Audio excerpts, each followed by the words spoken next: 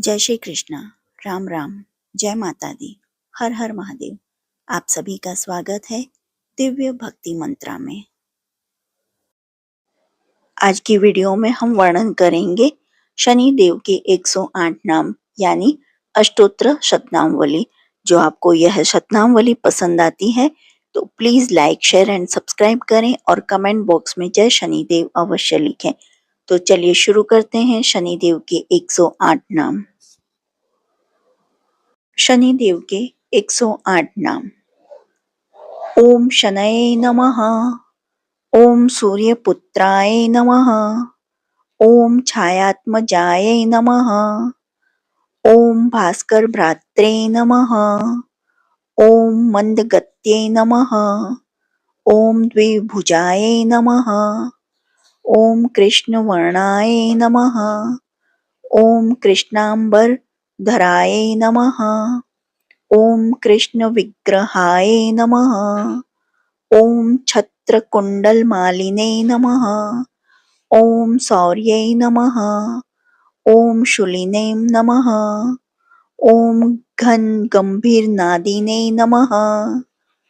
ओम मंदचारिणे नमः। ओम यमाग्रजाय नमः। ओम छायासुताय नमः। ओम तामसीने नमः। ओम शनये नमः। ओम भानुपुत्राय नमः। ओम महाकाय नमः। ओम महाबलाय नमः। ओम पिंगलोचनाय नमः। ओम कृष्णाय नमः। ओम रविपुत्राय नमः। ओम अरिकर्त्रे नमः। ओम गजवक्त्राय नमः। ओम गजाधिपाय नमः। ओम स्थूलाय नमः। ओम स्थूल शरीराय नमः। ओम स्थूल नेत्राय नमः। ओम स्थूल नासिकाय नमः। ओम स्थूल जंघाय नमः। ओम स्थूल बाहवे नमः। ओम स्थूल गात्राय नमः। ओम स्थूल मूर्धाजाय नमः। ओम श्यामाय नमः। ओम श्याम गात्राय नमः। ओम श्याम नेत्राय नमः। ओम श्याम विग्रहाय नमः। ओम श्याम वर्णाय नमः। ओम श्याम मूर्तये नमः। ओम श्याम दृष्टये नमः। ओम श्याम लाये नमः। ओम श्याम केशाय नमः। ओम श्याम वर्णधराय नमः। ओम श्यामागाय नमः। ओम श्याम पादाय नमः। ओम श्याम कायाय नमः। ओम श्याम मोदराय नमः। ओम श्याम वदनाय नमः। ओम श्याम कर्णाय नमः। ओम श्यामास्याय नमः। ओम श्याम गंधिने नमः। ओम श्याम विग्रहाय नमः। ओम गजमस्तकाय नमः। ओम गजद्रष्टाय नमः। ओम गाजास्याय नमः। ओम गजकर्णाय नमः। ओम गजपादाय नमः। ओम गजवक्त्राय नमः। ओम गजगात्राय नमः। ओम गजमूर्धजाय नमः। ओम शूलपाण्ये नमः। ओम खड्गपाण्ये नमः। ओम खट्वाग्धराय नमः। ओम धनुर्धराय नमः।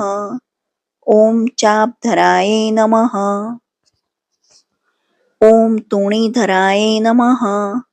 ओम गदाधराय नमः। ओम परशुधराय नमः। ओम खट्वाग्धराय नमः। ओम बाणधराय नमः। ओम खड्गधराय नमः। ओम मुष्टिपाण्ये नमः। ओम गदापाण्ये नमः। ओम दंडपाण्ये नमः। ओम पाण्यै नमः।